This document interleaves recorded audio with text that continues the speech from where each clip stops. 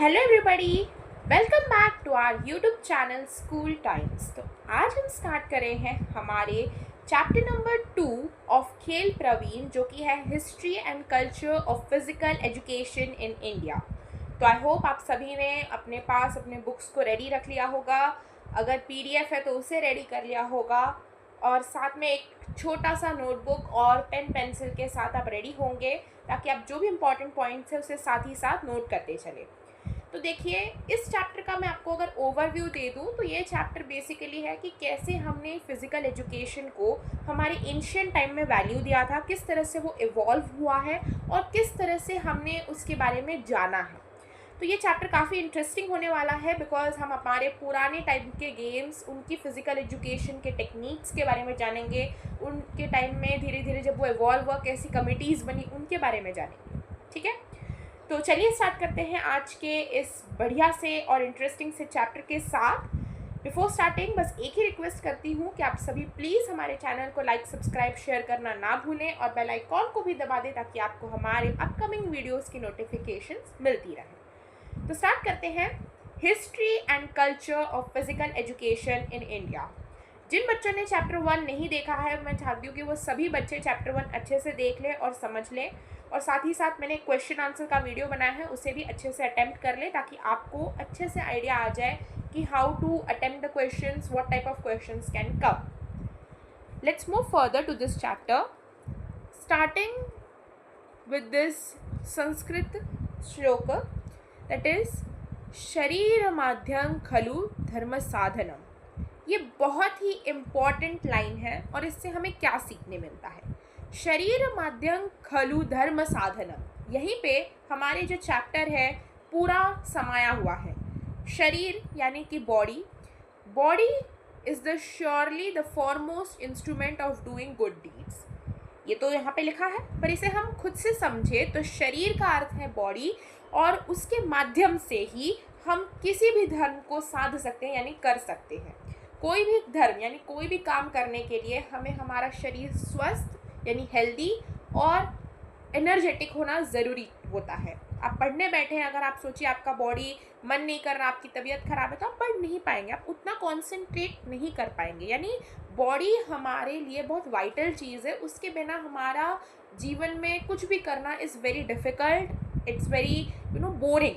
ठीक है, तो ये हमने इस श्लोक से सीखा, इस संस्कृत स्टैंजा से सीखा। चलिए आगे बढ़ते हैं हम लोग अपने चैप्टर की तरफ, जिसमें हम मेनली क्या क्या सीखेंगे वो जानते हैं। ठीक है, तो the concept of education in India has always been holistic.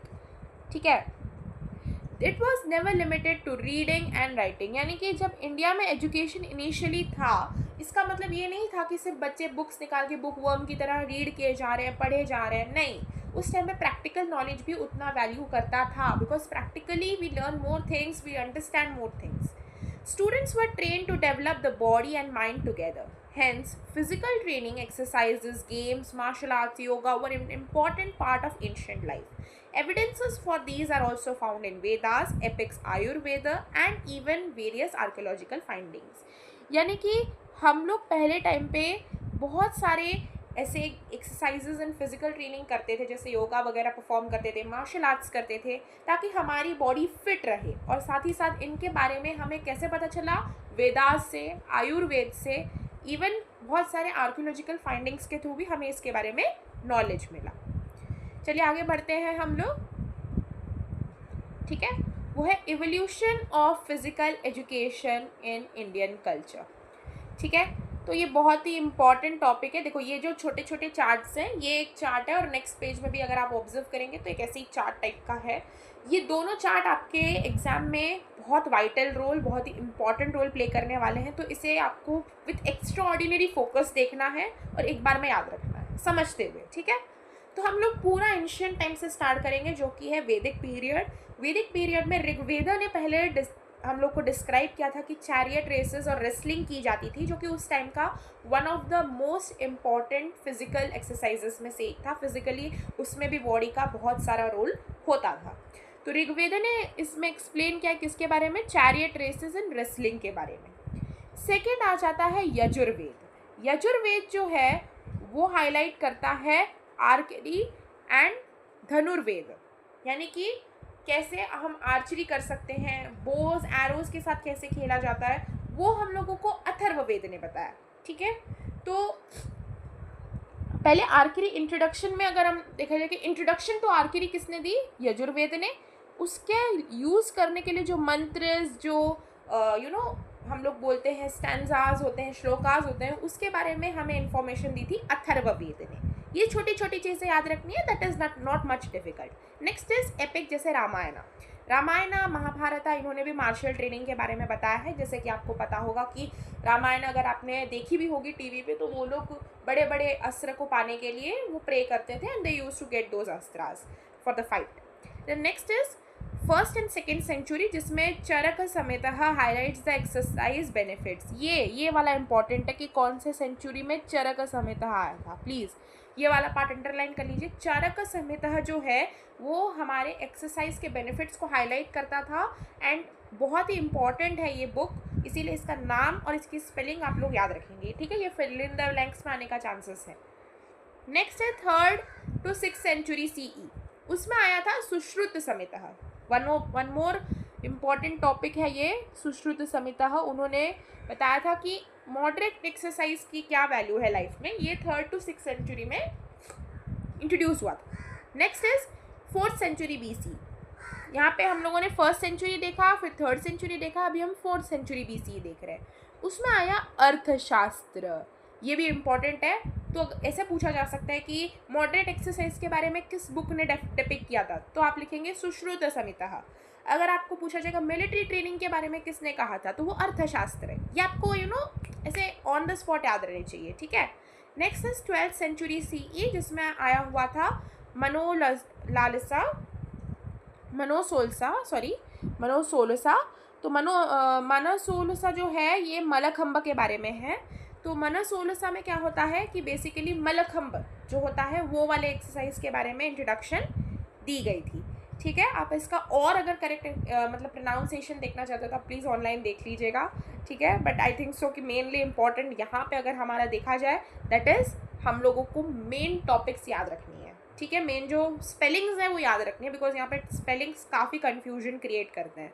ठीक है, next is 13th century CE, जिसमें मल्ल पुराण आया। मल्ल पुराण में मल्लखंब के बारे में और भी एक्सरसाइजेस के बारे में, रेसलिंग के बारे में और भी इंफॉर्मेशन दी गई। ठीक है,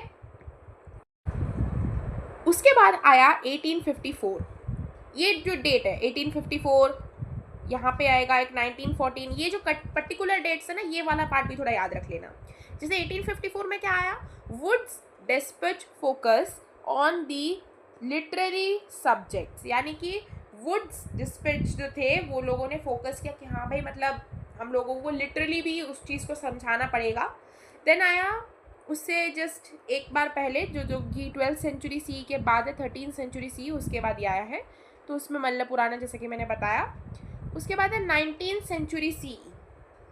ठीक है, यहाँ पे याद रखना ये कुछ इस तरह से जा रहा है, इस तरह से जिगजैग ऑर्डर, जिगजैग है, तो प्लीज़ जिगजैग ऑर्डर को देखते हुए चलना। ऐसे नहीं कि ये 1 और फिर ये 2 दे दिया आपने, ऐसे नहीं करना। प्रॉपरली देखना कि ये 1 है तो यहाँ पे 2 आएगा समवॉट। ठीक है, ऐसे चीज़ों को ध्यान में रखना। ठीक है, ये जिगजैग ऑर्डर को फॉलो कर रहा है। Next is 19th century CE, इसके बाद हम लोगों का आएगा 1914। तो 19th सेंचुरी CE में क्या आया था, इंडियन एजुकेशन कमीशन आई थी 1882 में, जिसे हंटर कमीशन के नाम से जाना जाता है। ऐसे इंपॉर्टेंट क्वेश्चन आ सकते हैं, जिन्होंने स्कूल्स में इनकरेज किया था नेटिव गेम्स और जिम्नास्टिक्स को खेलने के लिए। फिर आया 1914, अनदर इम्पॉर्टेंट डेट। इसमें आया कि हनुमान व्यायाम प्रसारक मंडल HVPM, इसका अमरावती में स्थापना हुआ। ये वाला पार्ट बहुत इंपॉर्टेंट है, इसे याद रखेंगे। ठीक है, the Vaidya brothers started it as akhara but soon developed it into an institution that trained instructors in the traditional Indian physical activities। यानी कि इसे स्टार्ट किसने किया था, वैद्य ब्रदर्स ने, और उन्होंने इनिशियली इसे अखाड़ा के हिसाब से स्टार्ट किया था, बट लेटर ऑन उन्होंने एक इंस्टीट्यूट उसके माध्यम से डेवलप कर दिया। Understood this much? Okay, now let's move down to the do you know. Do you know में उन्होंने दिया हुआ है ancient Indian text like Charaka Samhita, यहाँ पे ये वाला जो डू यू नो है ना बेटा, इसमें जितने स्टार्स लटकाने लटका लो, बहुत इंपॉर्टेंट डू यू नो है, ठीक है। क्या है ये? Ancient Indian text like Charak Samhita explains that exercise यानी व्यायाम which is a foundational text of Ayurveda highlights the need for balance between activity and rest, reflecting an early scientific understanding of fatigue and recovery. इसको मैं अच्छे से समझा देती हूँ। चरक संहिता जो बेसिकली था, जो हमने अभी पढ़ा था ऊपर, उन्होंने क्या किया था, उन्होंने बताया था कि एक्सरसाइज क्यों इम्पॉर्टेंट है, और ये चीज़ आयुर्वेदा में फाइंड आउट की गई कि वो हेल्प करता है बैलेंस मेंटेन करने के लिए बिटवीन एक्टिविटी एंड रेस्ट, ठीक है, कि रेस्ट भी इम्पॉर्टेंट है, एक्टिविटी करना भी इम्पॉर्टेंट है। और इससे हमें क्या पता चला कि इसका मतलब है कि हमें अर्ली साइंटिफिक डिस्कवरी हो चुकी थी कि फटीग क्या होता है, रिकवरी क्या होती है, कब हमें तबीयत खराब होता है तो रिकवरी स्टेज क्या होता है, ये सब चीज़ें हमें अर्ली साइंटिफिक टाइम पे पता था। Next is Sushruta Samhita. तो सुश्रुत संहिता क्या कहता है? Emphasizes the importance of moderate exercise for good health and clearly instruct that it should be done only up to half of one's body's capacity. यहाँ पे बच्चे हाफ मिस कर जाएंगे, आप ध्यान रखेंगे, क्योंकि हाफ वन ये पूरी चीज़ें आपके स्टेटमेंट को चेंज कर रही है। सुश्रुत संहिता में बेसिकली उन्होंने कहा कि मॉडरेट एक्सरसाइज क्यों इम्पॉर्टेंट है और गुड हेल्थ कैसे मेंटेन की जा सकती है उसके माध्यम से, ठीक है।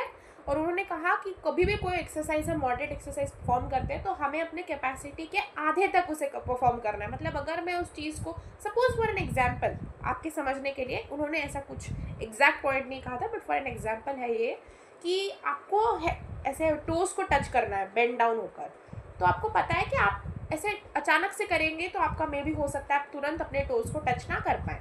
तो आपको क्या करना है, जितना हो पा रहा है उससे थोड़ा ऊपर तक रखना है हाथ को, क्योंकि इससे आपके बॉडी पे स्ट्रेच नहीं आएगा, आपको स्ट्रेन नहीं आएगा, आपकी बॉडी को पेन फील नहीं होगा। धीरे धीरे करके आप ग्रेजुअली उसको इम्प्रूव कर सकते हो और अपने कैपेसिटी को एनहांस कर सकते हो, बट दैट डजंट मीन कि आप एक साथ अपना पूरा कैपेसिटी दे रहे हो और फिर बाद में आपको स्ट्रेन आ रहा है, आपको परेशानी हो रही है। ये उन्होंने अपने जो संहिता में कहा था। ये बात आपको क्लियर हो गई होगी। नेक्स्ट अभी हम स्टार्ट करेंगे, वो है from independent India to present. ये वाला जो चार्ट है ये भी काफ़ी इंपॉर्टेंट चार्ट है। आज हम पहले ये दोनों चार्ट्स ही डिस्कस कर लेंगे, ठीक है। ये पूरे दोनों चार्ट्स को हम अच्छे से डिस्कस कर लेते हैं। उसके बाद नेक्स्ट जो है हम लोग स्टार्ट करेंगे यहाँ इस पैराग्राफ से, पार्ट 2 हम स्टार्ट करेंगे, ताकि आपको बेसिक अंडरस्टैंडिंग हो हर चीज़ की और आप हर चीज़ को डिटेल में समझें, क्योंकि आप समझेंगे तो अच्छे से लिख पाएंगे। आपको धीरे धीरे आंसर फ्रेमिंग भी सीखनी पड़ेगी, because in 10th it will be very essential for you to frame the answers. तो उसके लिए मैं पहले आज ये पूरे 2 चार्ट्स अच्छे से कंप्लीट कराऊंगी। नेक्स्ट वीडियो में हम यहाँ से स्टार्ट करेंगे, ठीक है। यहाँ पे मैंने टिक किया है। तो चलिए ऊपर स्टार्ट करते हैं, पेज नंबर 12 सब अपना निकाल लेंगे।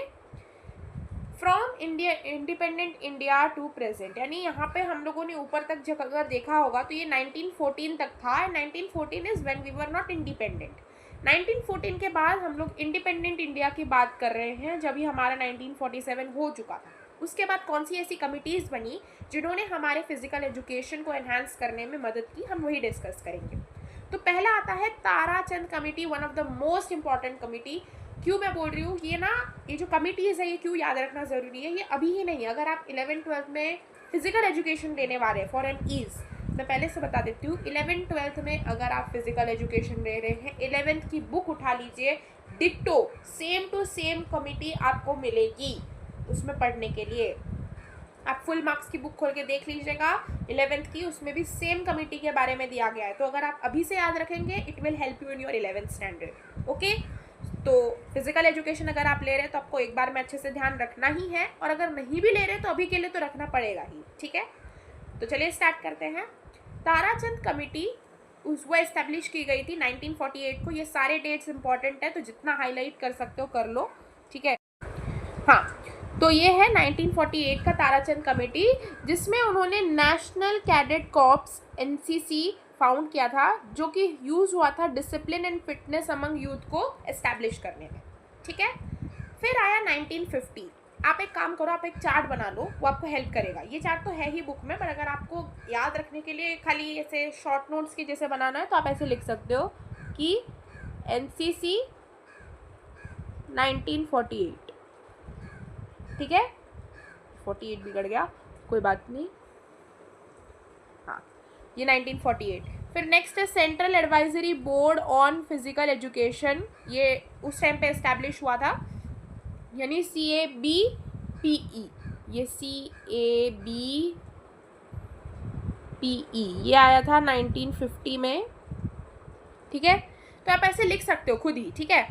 नेक्स्ट इज 50 बिगड़ गया, कोई बात नहीं, वापस लिख देंगे। तो नेक्स्ट आएगा हमारा Lakshmibai college committee. Lakshmibai college committee कब इस्टेब्लिश हुई थी? Lakshmibai was establish in 1957। तो 1957 में ये इस्टेब्लिश किया गया था in the state of Gwalior. ये आता है, हाँ, ये ग्वालियर वाला पार्ट आता है कि कौन कहाँ पे, मतलब कुछ जगह पे इस्टेब्लिश किया गया था, तो ग्वालियर का लेंगे। किस, ये पायनियर इंस्टीट्यूट था ऑफ फिजिकल एजुकेशन, ठीक है।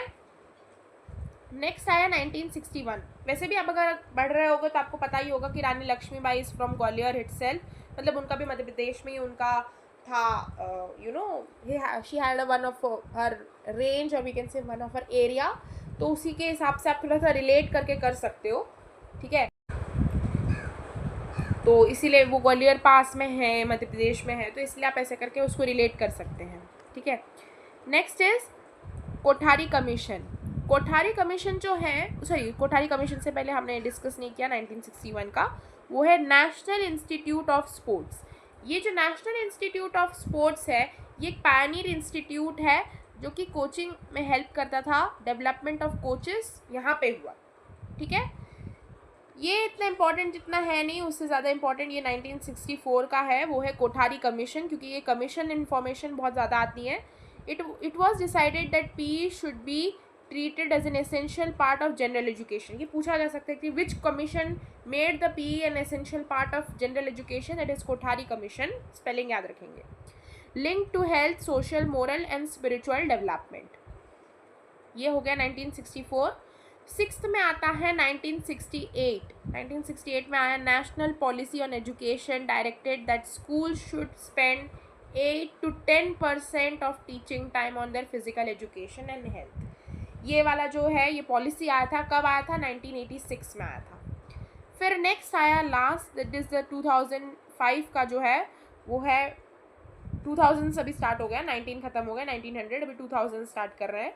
तो 2000s में आया नेशनल करिकुलम फ्रेमवर्क, जो कि NCF है। वो एम्फोसाइज किया कि स्पोर्ट्स एंड योगा जो है वो हमेशा लर्निंग का एक पार्ट होना चाहिए और हर स्कूल को फिजिकल एक्टिविटी को इंक्लूड करना है। फिर आया 2020, ये तो मतलब मस्ट है, आपको याद रहना ही चाहिए, ठीक है। ये चीज़ याद रखेंगे कि आपको ये वाला पार्ट तो याद रहना ही चाहिए, ठीक है। तो नेक्स्ट आया नेशनल एजुकेशन पॉलिसी, जो कि स्पेशल इम्पोर्टेंस दिया योगा को, फिटनेस को, स्पोर्ट्स को करिकुलम में। उन्होंने कहा कि जो फोकस है वो एकेडमिक्स के साथ साथ फिजिकल ट्रेनिंग और वोकेशनल ट्रेनिंग में भी देनी चाहिए, ठीक है।